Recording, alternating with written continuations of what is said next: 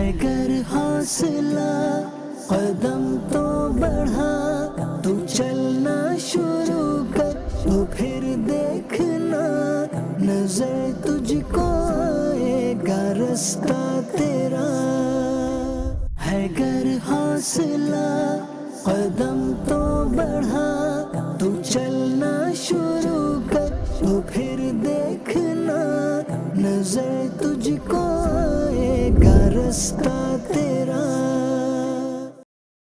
الحمدللہ رب العالمین والصلاة والسلام علی خاتم النبیین اما بعد فاعوذ باللہ من الشیطان الرجیم بسم اللہ الرحمن الرحیم الصلاة والسلام علیک یا رسول اللہ وعلی آلک واصحابک یا حبیب اللہ الصلاة والسلام علیک یا نبی اللہ وعلی آلک واصحابک یا نور اللہ۔ نبی اکرم نور مجسم شہنشاہ دو عالم تاج دار حرم صلی اللہ علیہ وسلم کا ارشاد معظم ہے، من صلی علیہ فی یوم 50 مرتن صافحتہ یوم القیامہ، جو بندہ مجھ پر دن میں 50 مرتبہ درود پاک پڑھے گا میں قیامت کے دن اس سے مصافحہ فرماؤں گا۔ سبحان اللہ۔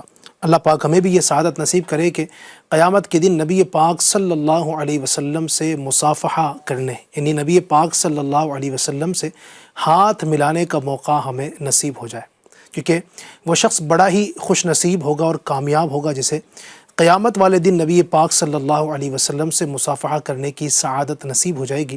تو آئیے ہم بھی درود پاک پڑھ کر اپنے مقدر کو جگائیں اور نبی پاک صلی اللہ علیہ وسلم سے مصافحہ کرنے کی برکت کو اس طرح پانے کی ہم کوشش بھی کر سکتے ہیں۔ صلو علی الحبیب صلی اللہ تعالی علی محمد وعلی آلہ واصحابہ وبارک وسلم، صلاۃ و سلام علیک یا سیدی یا حبیبی یا رسول اللہ۔ FGN چینل کے ناظرین، پروگرام ہے کامیابی کے راستے، اور ہر بدھ کو امید ہے کہ آپ یہ پروگرام دیکھتے ہوں گے، اور اس پروگرام میں جو ہم چیزیں آپ کے سامنے ذکر کرتے ہیں اور مختلف جہتوں سے ہم پروگرام میں چیزوں کو ڈسکس کرتے ہیں، اور کوشش یہ ہوتی ہے کہ ہم بہت ساری چیزیں کم وقت میں آپ تک پہنچانے کی سعادت حاصل کریں۔ اللہ پاک آپ کو شاد رکھے، برکتوں سے مالا مال فرمائے۔ تو آج بھی پروگرام آپ نے آخر تک دیکھنا ہے اور برکتیں حاصل کرنی ہے۔ ہر بار ایک نیا ٹاپک آپ کے لیے لے کر حاضر ہوتے ہیں، اور کوشش یہ ہوتی ہے کہ اس سے بہت ساری چیزیں ہم خود بھی سیکھیں اور آپ تک بھی ان کو پہنچانے کی کوشش کریں۔ آج کا بھی جو ٹاپک ہمارا ہے بڑا اہم ٹاپک ہے، اور اس ٹاپک پر گفتگو کریں گے، اور آج ہمارے ساتھ موجود ہیں اس ٹاپک پر گفتگو کرنے کے لیے مبلغ دعوت اسلامی جناب محمد کفیل اتاری صاحب۔ کفیل بھائی کو خوش آمدید کہوں گا، مرحبا، ویلکم کہوں گا۔ اللہ آپ کو سلامت رکھے، برکتوں سے مالا مال فرمائے۔ دعوت اسلامی انڈیا کا ایک ڈپارٹمنٹ ہے مجلس امام مساجد، یعنی دعوت اسلامی انڈیا کے تحت ملک بھر میں جتنی بھی مساجد چل رہی ہیں، اور ان مساجد میں دعوت اسلامی کے تحت جو امام حضرات ہوتے ہیں، یا اگر دعوت اسلامی کے تحت وہ مسجد نہیں بھی چل رہی ہے، کسی دیگر مسجد میں دعوت اسلامی کی طرف سے جو ائمہ حضرات رکھے جاتے ہیں، امام صاحبان رکھے جاتے ہیں، یا مؤذنین ہوتے ہیں، یا مسجد کی کمیٹی ہوتی ہے جو دعوت اسلامی کے زیر انتظام چل رہی ہوتی ہے، تو ان کے تمام تر معاملات کو دیکھنے کے لیے اور ان کے جملہ کاموں کا جائزہ لینے کے لیے ایک بڑی ہی پیاری ٹیم ہے، ایک شعبہ ہے دعوت اسلامی انڈیا کا جس کا نام ہے مجلس امام مساجد،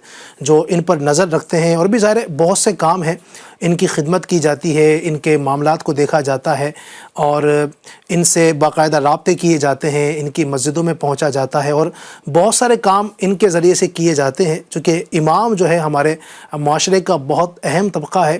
امام کی کیا اہمیت ہے وہ بھی انشاءاللہ آج آپ کے سامنے بیان کریں گے، اور دعوت اسلامی کے اس پیارے ڈپارٹمنٹ امام مساجد شعبے کے ذریعے سے کیا کیا خدمات انجام دی جاتی ہے وہ بھی ہم انشاءاللہ الکریم آپ کے سامنے ذکر کریں گے۔ چونکہ FGN چینل کے ناظرین، یہ جو ان حضرات کا جس سے تعلق ہے امام مساجد، تو امام جو ہوتا ہے، امام وہ دیکھیں آپ کتنا عظیم فرد ہوتا ہے کہ اس کا اکثر حصہ، بلکہ یوں کہہ سکتے ہیں کہ ایک بڑا حصہ مسجد میں گزرا کرتا ہے، اور مسجد بھی اپنے آپ میں سبحان اللہ ایک عظیم جگہ ہے۔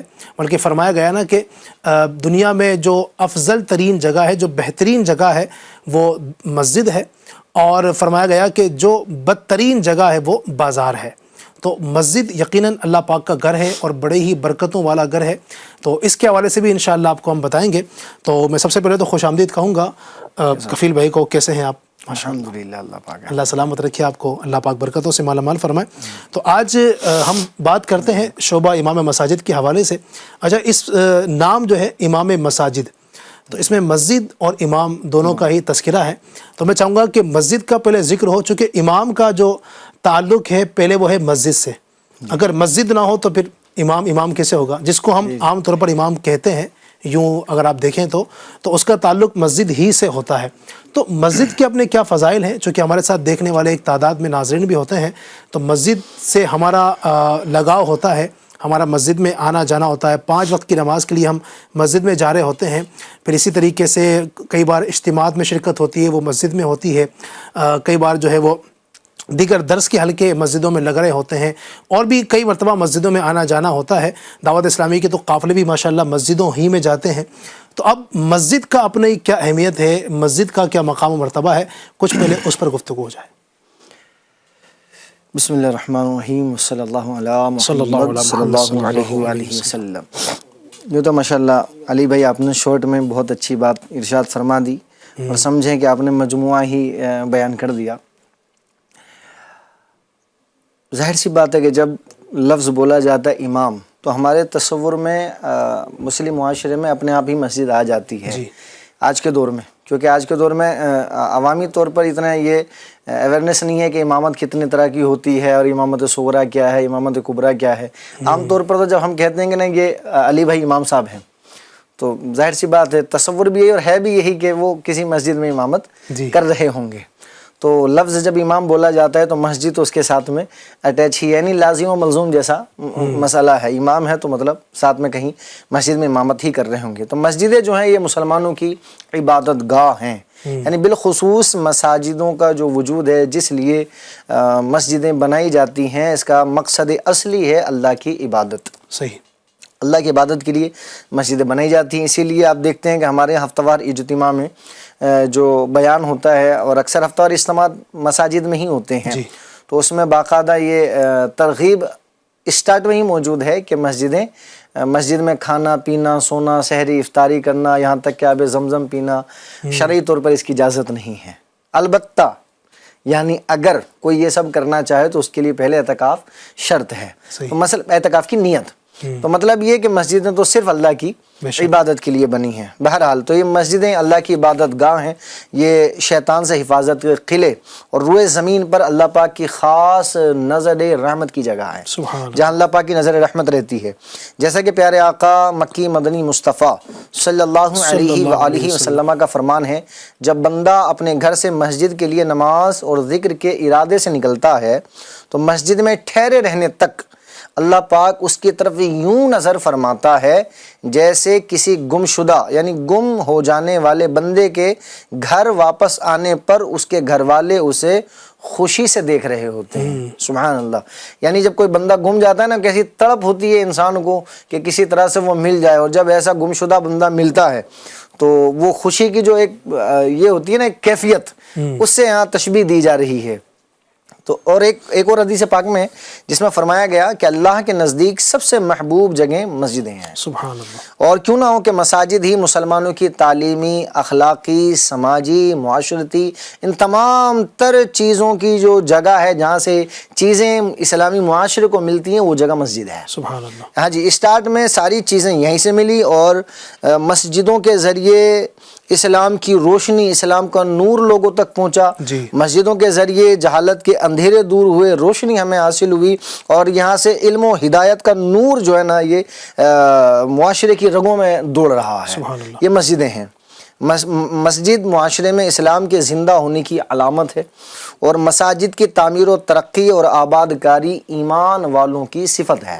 یہ ایمان والوں کی علامت ہے، پہچان، جیسے کہ قرآن کریم میں اللہ کریم پارہ نمبر سورہ توبہ آیت نمبر 18 اللہ پاک ارشاد فرماتا ہے، میں آپ کو آیت مبارکہ پڑھ کر کے سناتا ہوں۔ اعوذ باللہ من الشیطان الرجیم، بسم اللہ الرحمن الرحیم، انما یعمر مساجد اللہ من آمن باللہ والیوم الآخر۔ ترجمہ کنز العرفان، اللہ کی مسجدوں کو وہی آباد کرتے ہیں جو اللہ اور قیامت کے دن پر ایمان لاتے ہیں۔ سبحان اللہ۔ اس آیت کی تفسیر میں مفتی احمد یار خان نعیمی رحمۃ اللہ علیہ فرماتے ہیں، خیال رہے کہ مسجد کے آباد کرنے کی صرف ایک صورت نہیں، کئی صورتیں ہیں۔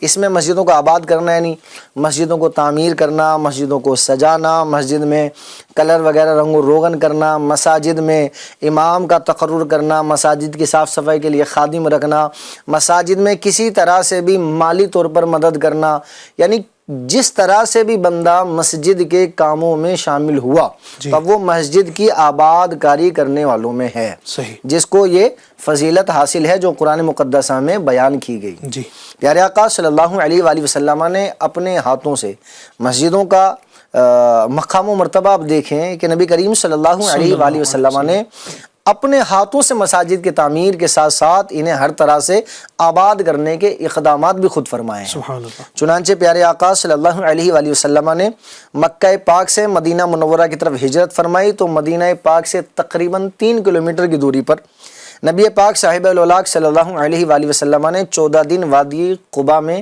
قیام فرمایا، اور سب سے پہلے وہاں اللہ پاک کا گھر، اسلام کی پہلی مسجد، مسجد قباء تعمیر فرمائی، جس کے بارے میں اللہ پاک نے قرآن کریم میں ارشاد فرمایا، لَمَسْجِدٌ أُسِّسَ عَلَى التَّقْوَى مِنْ أَوَّلِ يَوْمٍ أَحَقُّ أَن تَقُومَ فِيهِ، بے شک وہ مسجد کے پہلے ہی دن سے جس کی بنیاد پرہیزگاری پر رکھی گئی ہے وہ اس قابل ہے کہ تم اس میں کھڑے ہو۔ اس کے بعد پیارے آقا علیہ السلام بنو نجار کے خوش قسمت صحابہ کرام کے جرمٹ میں مدینہ پاک تشریف لائے، اور مدینہ منورہ میں تشریف لانے کے بعد وہاں پر موجود حضرت ابو ایوب انصاری رضی اللہ تعالیٰ عنہ کے گھر میں قیام فرمایا، اور فرمایا کہ یہ جو بنو نجار والوں سے فرمایا کہ یہ جو جگہ ہے یہ مسجد کے لیے دے دو، یعنی خریدنے کے لیے آپ نے ارشاد فرمایا کہ یہ جگہ مسجد کے لیے بیچ دی جائے اور یہاں پر ہم مسجد تعمیر کریں گے۔ وہاں کے بنو نجار والوں نے مفت میں یہ زمین مسجد کی تعمیر کے لیے پیش کر دی، لیکن چونکہ یہ زمین اصل میں 2 یتیموں کی تھی لہٰذا آپ علیہ السلام نے ان دونوں یتیم بچوں کو بلایا، ان یتیم بچوں نے بھی زمین مسجد کے لیے نظر کرنی چاہی، مگر رسول اللہ صلی اللہ علیہ وسلم نے اس کو پسند نہ فرمایا، اور اس زمین کو حضرت سیدنا ابو بکر صدیق رضی اللہ عنہ نے، مسلمانوں کے پہلے خلیفہ، حضرت سیدنا مسجد نبوی شریف کی جگہ اور پہلے خلیفہ حضرت سیدنا ابو بکر صدیق رضی اللہ عنہ نے وہ زمین قیمت پر خریدی، اور اس زمین پر مسلمانوں کا عشق کا مرکز مسجد نبوی شریف تعمیر ہو گیا، الحمدللہ۔ اور جب یہ مسجد تعمیر ہو گئی تو وہاں پر نبی کریم صلی اللہ علیہ وآلہ وسلم نے خود امامت فرمائی، اور اپنے صحابہ کی اعتقادی، معاشرتی و اصلاحی تربیت کا عظیم الشان کا معجزہ شروع ہوا، یوں اس اعتبار سے۔ تو یہ ہے مسجدیں، اور یہ ہے نبی کریم علیہ السلام کی مساجد سے محبت۔ نبی کریم صلی اللہ علیہ وآلہ وسلم جب تک دنیا میں ظاہری حیات سے متصف رہے، نماز فرض ہونے کے بعد سے تب تک نبی کریم صلی اللہ علیہ وآلہ وسلم نے چند نمازوں کے علاوہ خود ہی امامت فرمائی، اور آپ کے بعد آپ نے صحابہ کرام علیہم الرضوان کو مصلی امامت پر، یعنی روایتوں میں ملتا ہے کہ حضرت سیدنا ابو بکر صدیق رضی اللہ تعالیٰ عنہ کو خود نبی کریم علیہ السلام نے مصلی امامت پر آگے بڑھایا۔ سبحان اللہ، سبحان اللہ۔ باقی نمازیں آپ نے ہی پڑھائیں، اور آپ کے بعد جو خلیفہ بنے، یعنی مسلمانوں کے پہلے خلیفہ حضرت سیدنا ابو بکر صدیق رضی اللہ عنہ یہ امام تھے، ان کے بعد میں جو خلیفہ بنے حضرت سیدنا عمر فاروق اعظم رضی اللہ عنہ وہ امام تھے، عثمان غنی رضی اللہ عنہ وہ امام تھے، حضرت سیدنا علی المرتضیٰ کرم اللہ تعالی وجہہ الکریم وہ امام تھے۔ سبحان اللہ۔ اور ان سب کی مساجد سے محبت اپنی جگہ پر آپ ہے، ان سبوں نے مسجد کی آباد کاری میں اپنا اپنا حصہ ادا کیا ہے۔ پہلے مسجد کچی تھی، اس کو پکا کیا، یعنی پہلے وہ بجریوں کی بنی ہوئی تھی، صرف ایسے ہی تھی کہ مطلب اس پہ زمین لیول نہیں تھی جیسا ہمارے یہاں ہوتی ہے، تو اس کو ایک صحابی رضی اللہ تعالیٰ عنہ نے فرش بنایا، پھر وہاں پر فرش کا تو اہتمام تھا، لیکن اس طرح سے رات میں روشنی کے لیے اس طرح کا اہتمام نہیں تھا، لیکن جب حضرت سیدنا عمر فاروق اعظم رضی اللہ تعالیٰ عنہ نے دیکھا کہ لوگ رات میں نمازیں ادا کر رہے ہیں، تراویح کے معاملے میں بالخصوص، تو آپ نے دیکھا کہ اندھیرا ہے اور لوگ نمازیں پڑھ رہے ہیں اکیلے اکیلے، تو آپ نے یہ روشنی کا اہتمام فرمایا۔ مسجد نبوی شریف میں قندیلیں اور روشنیوں کا اہتمام حضرت سیدنا عمر فاروق اعظم رضی اللہ تعالیٰ عنہ نے فرمایا، اور اس پر حضرت سیدنا عمر رضی اللہ عنہ کو حضرت علی المرتضیٰ کرم اللہ تعالی وجہہ الکریم نے دعا دی کہ آپ کی قبر روشن ہو۔ کیا بات! تو یہ ہے مسجدوں سے ان کی محبت۔ اس کے علاوہ بھی اگر ہم دیکھیں کہ مسجد میں کیسی مسجدوں سے صحابہ کرام کو محبت ہے، حضرت ابو موسیٰ اشعری رضی اللہ عنہ، یہ حضرت سیدنا عمر فاروق اعظم رضی اللہ عنہ کے دور خلافت میں بصرہ کے گورنر بنے اور یہ وہاں کے امام تھے، اور ساتھ ہی امامت کے بعد نماز پڑھانے کے بعد یہ لوگوں کی طرف رخ کر کے بیٹھ جاتے تھے اور لوگوں کو وہیں سے مسجد سے مسائل سکھاتے تھے، قرآن کی تعلیم دیتے تھے۔ اس کے ساتھ ہی اگر ہم ایک اور مشہور ہیں صحابی رسول حضرت سیدنا ابو الدرداء، یعنی یہ وہ صحابی ہیں جب ہم حدیثوں کی کتابیں پڑھتے ہیں تو حضرت عائشہ صدیقہ رضی اللہ عنہ، حضرت فاطمہ رضی اللہ تعالی عنہ، حضرت ابو ہریرہ رضی اللہ عنہ، حضرت سیدنا ابو سعید خدری رضی اللہ تعالی عنہ، یعنی یہ وہ چند نام ہیں جو بہت زیادہ حدیثوں میں روایتوں کے طور پر ذکر ہوتے ہیں کہ روایت کرنے والے انس بن مالک ہیں، عبداللہ بن مسعود ہیں، حضرت ابو ہریرہ ہیں، تو ان میں سے ایک یہ نام ہے حضرت ابو الدرداء رضی اللہ تعالی عنہ۔ بہت ساری حدیثیں ان سے بھی روایت ہیں۔ حضرت ابو الدرداء رضی اللہ تعالیٰ عنہ نے خود یہ حضرت سیدنا عمر فاروق اعظم رضی اللہ عنہ کی بارگاہ میں پیشکش کی کہ مجھے دمشق جانے کی اجازت دی جائے۔ آپ نے فرمایا کہ ٹھیک ہے آپ چلے جاؤ، لیکن آپ ایک صحابی ہیں اور اعلیٰ منصب والے ہیں، تو آپ نے فرمایا کہ آپ وہاں جا کر کے وہاں کے گورنر بن جاؤ۔ حضرت سیدنا ابو الدرداء رضی اللہ تعالیٰ عنہ کو حضرت عمر فاروق اعظم نے فرمایا کہ آپ وہاں کے گورنر بن جاؤ۔ حضرت سیدنا ابو الدرداء رضی اللہ تعالیٰ عنہ نے فرمایا کہ میں وہاں گورنر بننے کے لیے جانا نہیں چاہتا ہوں، بلکہ میں تو یہ چاہتا ہوں کہ میں وہاں جا کر کے امامت کروں اور لوگوں کو دین سکھاؤں، لوگوں کو سنت کے مطابق نماز پڑھاؤں، یہ میری خواہش ہے۔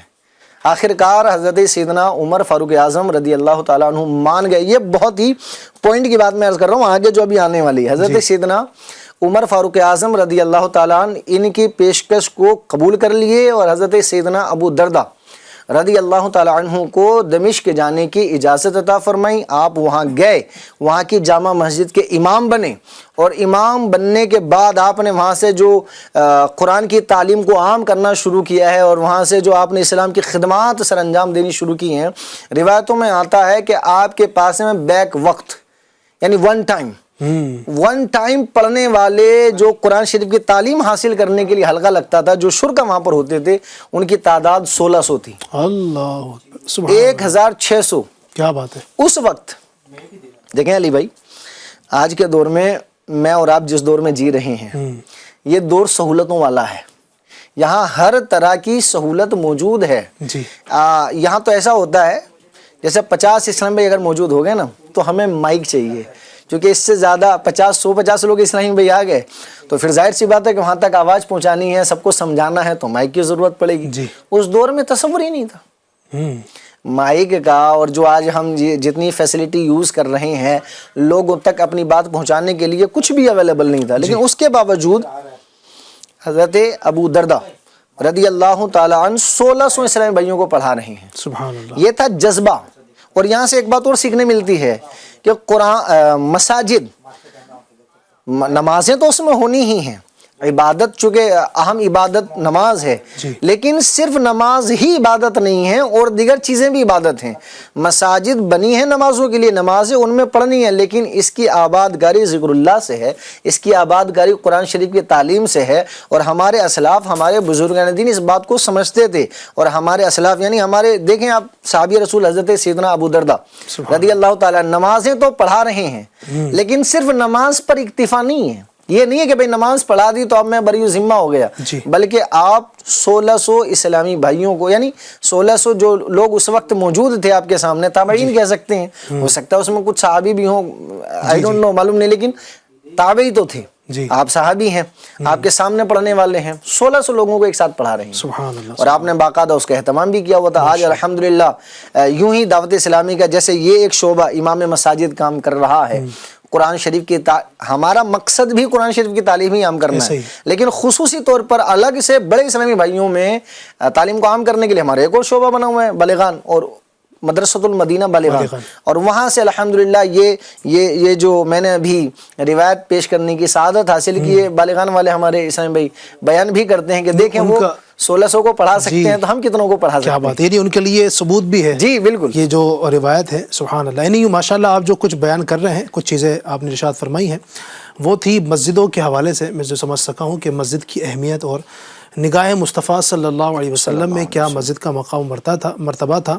خود نبی پاک علیہ السلام نے مسجدیں بنائی اپنے مبارک ہاتھوں سے, سبحان اللہ, امامت بھی فرمائی اور پھر اس کو آباد بھی کیا. صحابہ کرام کو آپ نے وہاں پر تربیت بھی فرمائی. جو جیسے آپ نے بات کی نا کہ مسجد میں صرف یعنی نماز ہی نہیں ہوتی ہے, اس کے علاوہ آپ دیکھیں تو نبی پاک علیہ السلام کے جو خطبے ہوا کرتے تھے, جمعہ کا خطبہ ہے یا دیگر مقامات پر خطبے, اور کئی روایتیں ہیں کہ نبی پاک مسجد نبوی شریف تشریف لے کر گئے, ممبر پر کھڑے ہوئے, صحابہ کو بلایا تو ایک صحابہ کرام کی تعداد جمع ہو گئی.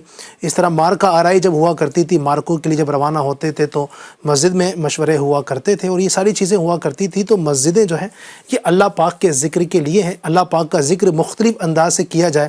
اعتکاف مسجد میں ہی ہو سکتا ہے مردوں کے لیے, ٹھیک ہے. اعتکاف جو سنت اعتکاف ہے, جو ظاہر ہے وہ مسجد کے علاوہ کہیں اور وہ اس کی ادائیگی نہیں ہو سکتی ہے.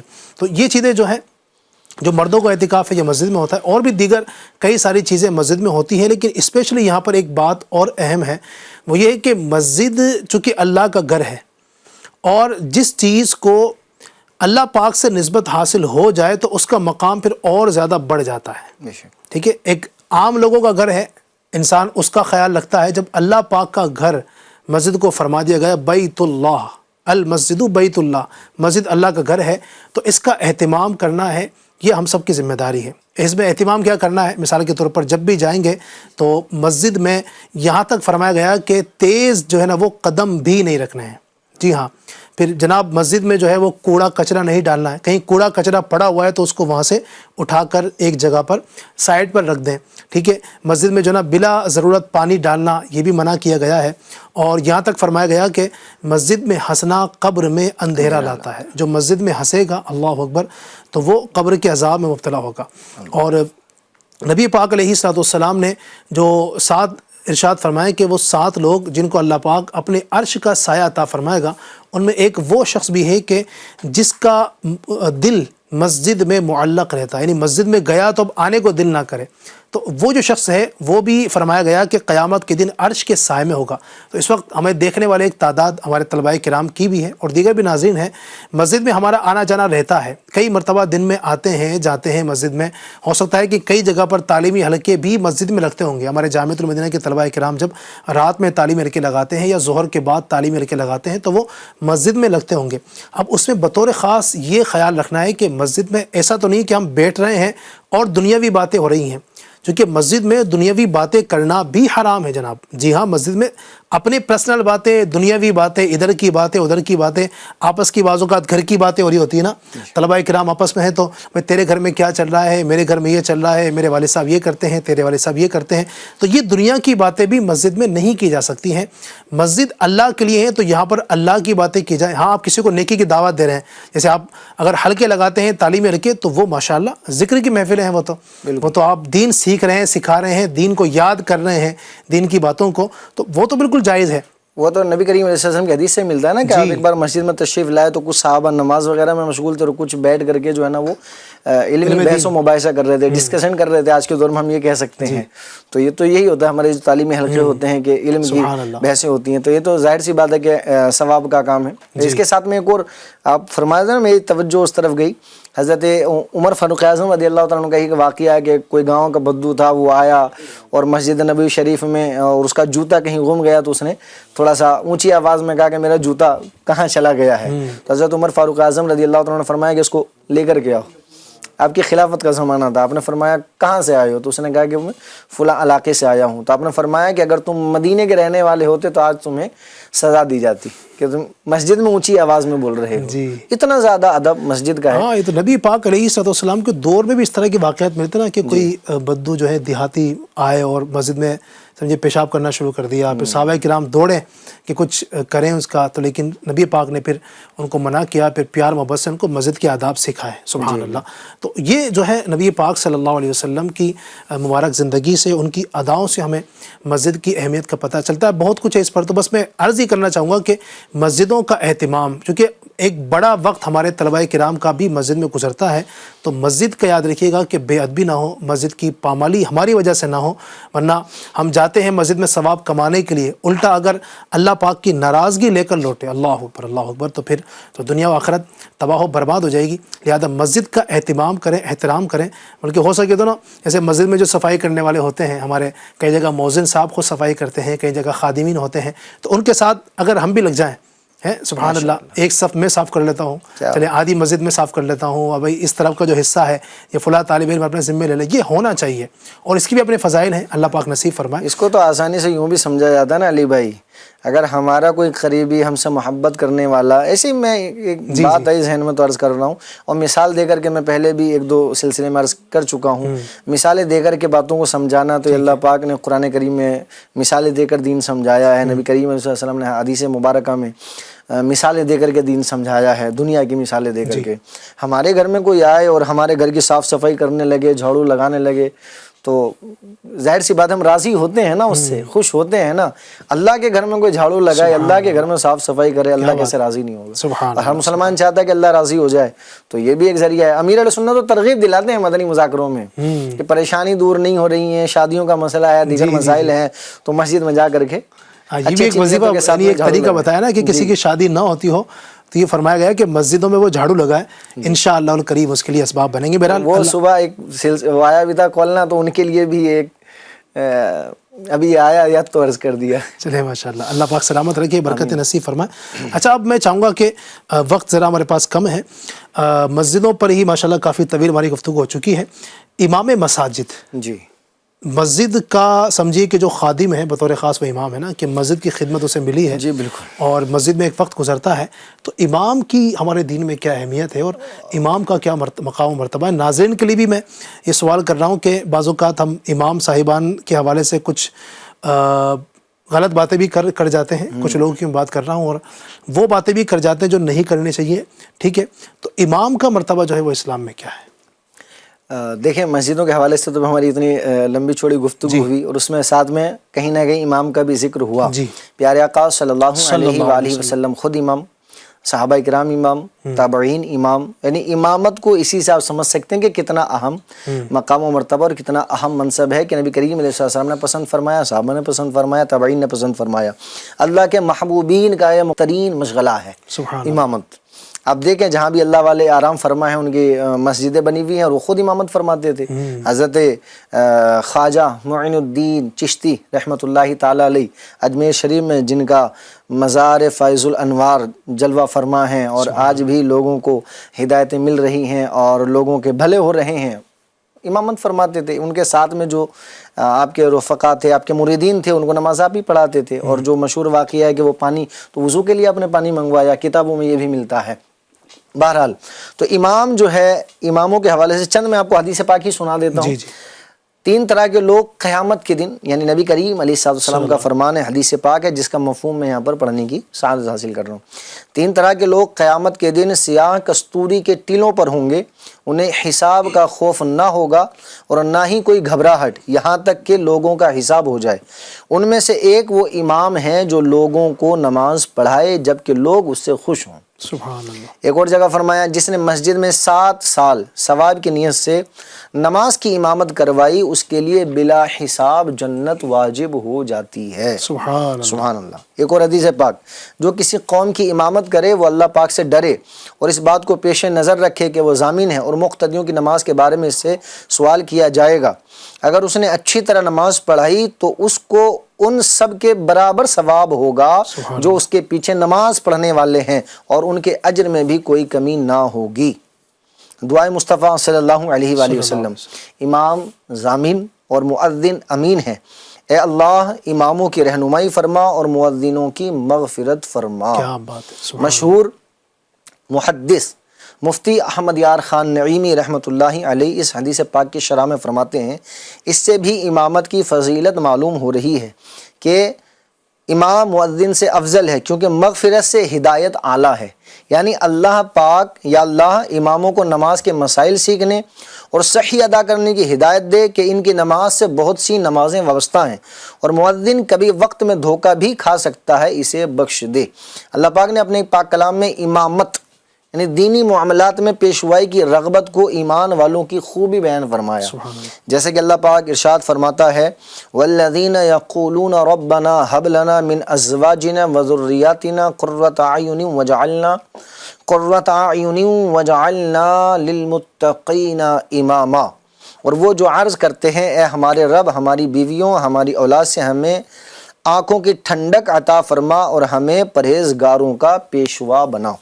تفسیر صراط الجنان میں اس آیت کی تفسیر میں ہے، یعنی ہمیں ایسا پرہیزگار، عبادت گزار اور خدا پرست یعنی اللہ کی عبادت کرنے والا بنا کہ ہم پرہیزگاروں کی پیشوائی کے قابل ہوں اور وہ دینی امور میں ہماری پیروی کریں۔ بعض مفسرین نے فرمایا کہ اس آیت میں دلیل ہے کہ آدمی کو دینی پیشوائی اور سرداری کی رغبت رکھنی اور طلب کرنی چاہیے، لیکن اس صورت میں ہے کہ جب مقصد اچھا ہو، نہ کہ حب جا یا حب دنیا ہو۔ پیارے اسلام بھائیوں، اللہ پاک کی توفیق سے مسلمان بڑھ چڑھ کر راہ خدا میں خرچ کرنے، مساجد بنانے، مساجد کی دیکھ بھال کرنے کی کوشش کرتے ہیں، مگر اس کے ساتھ جو غیر طاقتیں ہیں ہمارے ایمان کو کمزور کرنے کے در پہ ہیں، اور ایسا ذہن بنانے کی کوشش کی جا رہی ہے کہ لوگ اس عظیم منصب یعنی منصب امامت اس کو حقیر، بیکار اور بے فائدہ سمجھنے لگے، اس سے دور بھاگیں اور اپنی اولاد کو دینی پیشوا و امام بن کر خدمت دین سے دور رکھیں۔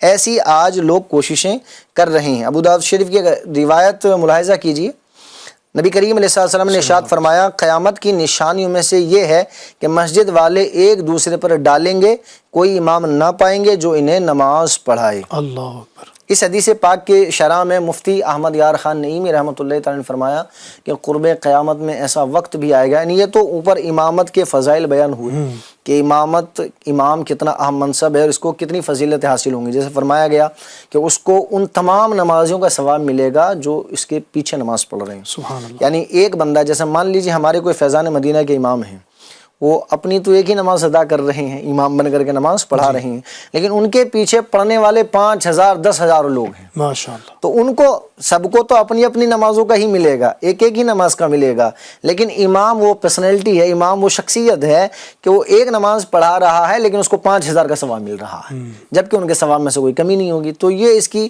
اتنی اہم فضیلت ہے اور اتنی برکتیں ہیں۔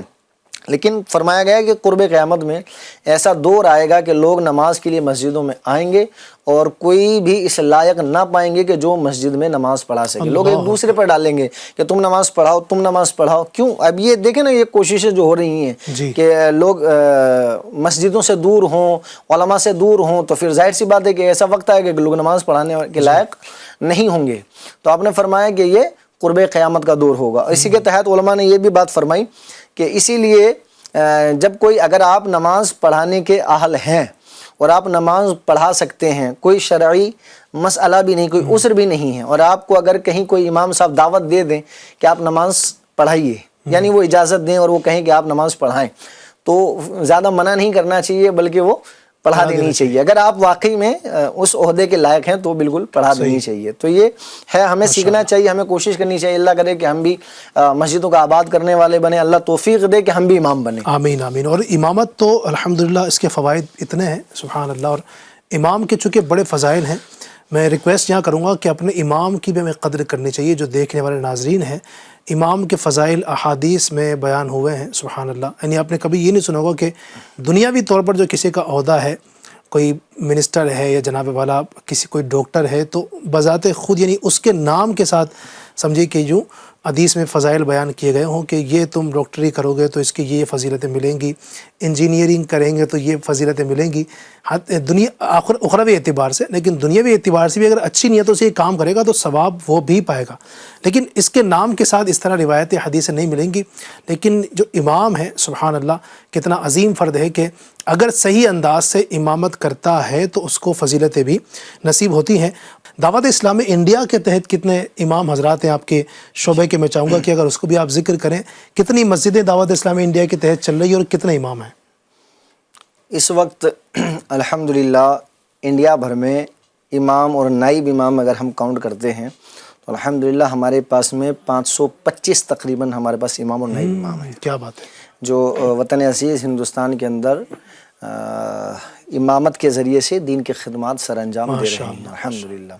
और एक मैं यही जो बात चल रही थी इसमें ये बात और ऐड कर ली जाए कि अवाम भी जो है ना वो इमामों से लगाव रखती है, मसाजिद से लगाव रखती है और मोहब्बत करती है। कई बार मैंने महसूस किया है और मैं अपने इमामों को भी अर्ज़ करता हूँ कि अगर कोई एतराज़ भी कर रहा है या कोई ऐसा ये भी कह रहा है कि यार ये बात इमाम साहब के अंदर नहीं होनी चाहिए, तो इसको आप पॉजिटिव लें, इसको आप मुस्बत सोच की तरफ लाएं।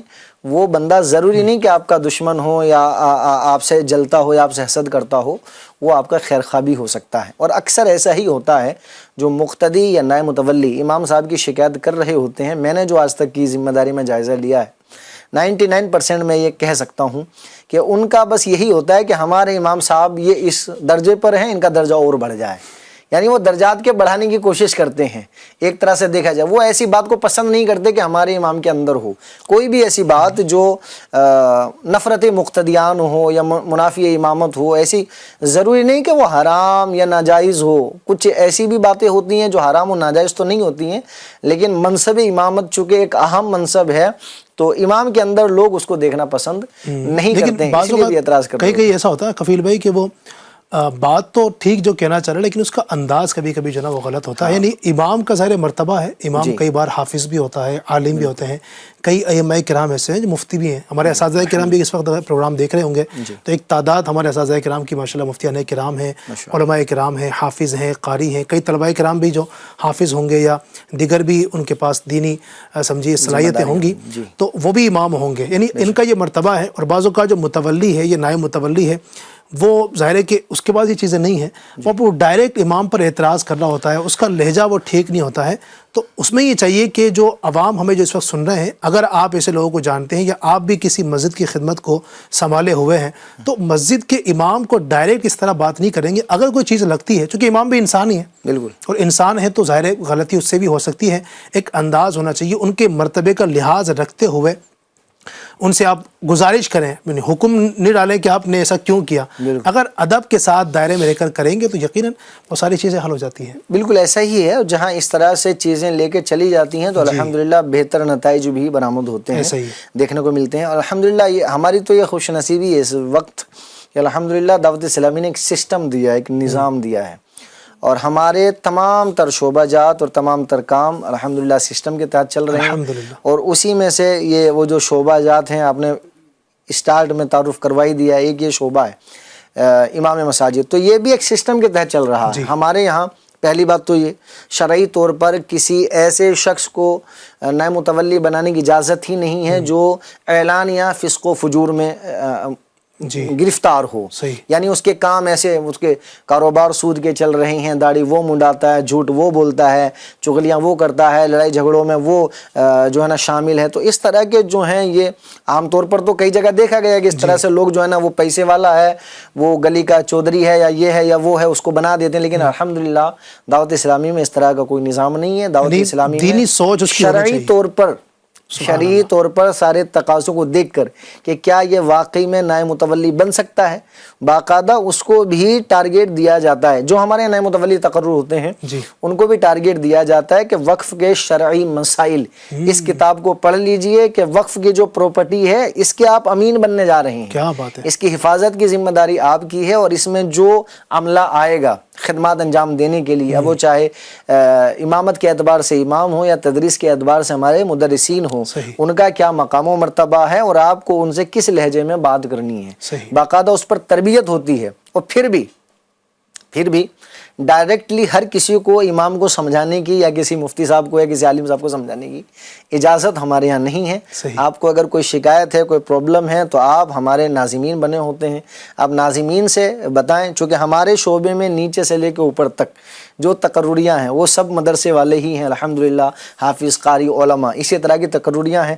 تو وہ اماموں سے ڈسکس کرتے ہیں اور وہ آپس میں ایک دوسرے کو سمجھتے بھی ہیں چیزوں کو، تو اچھے انداز میں سمجھا بھی دیتے ہیں. تو اگر کوئی مسئلہ کسی کو ہے تو ہمارے یہاں نظام بنا ہوا ہے کہ آپ شعبے سے اس کو ڈسکس کریں، بتائیں کہ ہمارے یہاں کے امام صاحب نے، اور ہم یہ چاہ رہے ہیں کہ ان کے ذریعے سے یہ کام اور ہو جائے. تو الحمدللہ اس پر تربیت ہو جاتی ہے اور نظام بہتر ہو جاتا ہے. سبحان اللہ. الحمدللہ یہ شعبہ بہت اعلیٰ پیمانے پر کام بھی کر رہا ہے. میں چند چیزیں اگر آپ کہیں تو ان کی کارکردگیاں پڑھ کر کے میں آپ کو سنا دیتا ہوں. چونکہ ہمارے امام جو دعوت اسلامی کے امام ہیں، دعوت اسلامی کی مساجد میں امامت کی خدمات سر انجام دے رہے ہیں، وہ جیسے کہ میں نے پہلے حضرت ابو دردہ رضی اللہ عنہ کے حوالے سے وہ روایت پیش کی، تو ہمارے یہاں جو امامت کر رہے ہیں وہ صرف نماز تک اور مصلی تک محدود نہیں ہے، بلکہ وہ مساجد میں اور مساجد کے باہر بھی دینی خدمات الحمدللہ سر انجام دے رہے ہوتے ہیں. ابھی اگر پچھلے چند مہینوں کی میں کارکردگی آپ کو سناؤں، الحمدللہ ہمارے شعبے کے تحت یعنی شعبہ امام مساجد کے تحت فیضان قرآن و حدیث کورس کروائے گئے. الحمدللہ 156 مقامات پر کروائے گئے، جس میں تقریباً 2138 شرکا رہے. اس کے بعد میں پھر قربانی کورس کروائے گئے 286 مقام پر، اس میں بھی 9,500 شرکا رہے یعنی سیکھنے والے.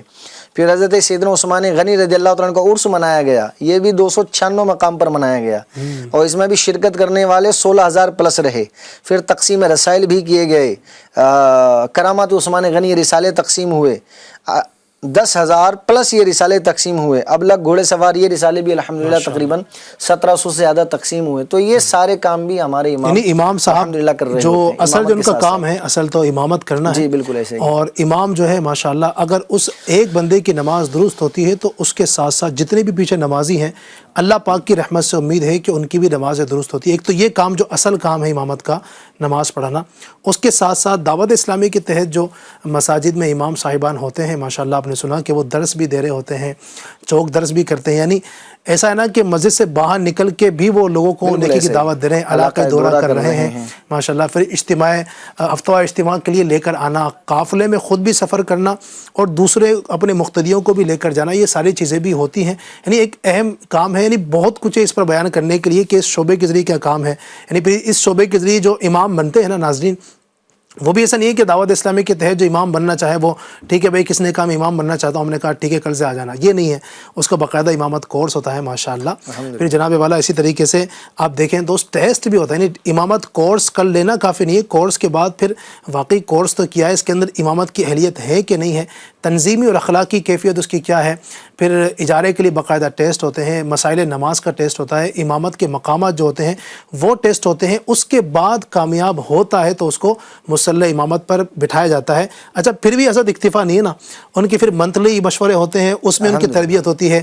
پھر یہ جو ناظم آپ کے غالباً نظام کیا ہے، ناظم ہوتے ہیں، تو یہ ہر مہینے چیک کرنے بھی جاتے ہیں، ان کی وہاں بھی تربیت ہوتی ہے. تو ظاہر ہے یہ ساری کی ساری چیزوں کے ساتھ جب ایک امام ابھر کر آتا ہے ایک امت کے لیے تو پھر وہ جو کچھ دے سکتا ہے وہ اپنی مثال آپ ہے الحمدللہ. آخر میں بس میں یہ چاہوں گا کہ ہمارے طلباء کرام، اساتذہ کرام بھی پروگرام دیکھ رہے ہوں گے، اگر اساتذہ کرام کوئی ایسا ہے امامت کرنا چاہتے ہیں یا طالب علم کوئی ایسے ہے امامت کرنا چاہتے ہیں تو کیا ان کے لیے راہ ہے؟ ہمارے اساتذہ کرام اور طلبہ کرام امامت کرنا چاہتے ہیں تو ظاہر سی بات ہے راستہ تو ایک دم آسان ہے ماشاءاللہ کہ آپ منصب امامت پر آ سکتے ہیں. لیکن کوشش ہماری یہی ہے جیسا آپ نے فرمایا کہ امامت کورس کر لیا جائے صحیح، اور امامت کورس کر کے جو ہے نا وہ منصب امامت پر آیا جائے. اب اس میں ایک چیز یہ ہو سکتی ہے کہ یار ہم تو مطلب حفظ کر ہی لیے ہیں، قرات پڑھ ہی لیے ہیں، درس نظامی کر ہی لیے ہیں، تب امامت کورس کی کیا ضرورت ہے. تو میں یہ صرف ریکویسٹ کروں گا کہ دیکھیں HSC SSC اور گریجویشن یہ سب کرتے ہیں، لیکن اس کے بعد بھی جس کو جس ڈپارٹمنٹ میں جانا ہوتا ہے اس کی پڑھائی وہ الگ سے کرتا ہے اور اس کی ویلیو بھی ہوتی ہے اور اس کو الگ سے سرٹیفکیٹ بھی دیا جاتا ہے کہ بھائی یہ بندہ اس کام کا اسپیشلسٹ ہے. کیا بات ہے. یہ اس کو بخوبی سر انجام دیتا ہے. اور ایک کبھی کبھی نا ایک ہی فیلڈ کے اندر الگ الگ اسپیشلسٹ بھی ہوتے ہیں جی. اور ان کی اپنی اپنی جو سرٹیفکیٹ ہوتے ہیں، اسناد ہوتی ہیں، ان کی اپنی اپنی جگہ پر اہمیت ہوتی ہے اور اس کے فائدے دنیاوی اعتبار سے حاصل ہو رہے ہوتے ہیں. تو ایسا ہی ہمارے یہاں بھی ہے.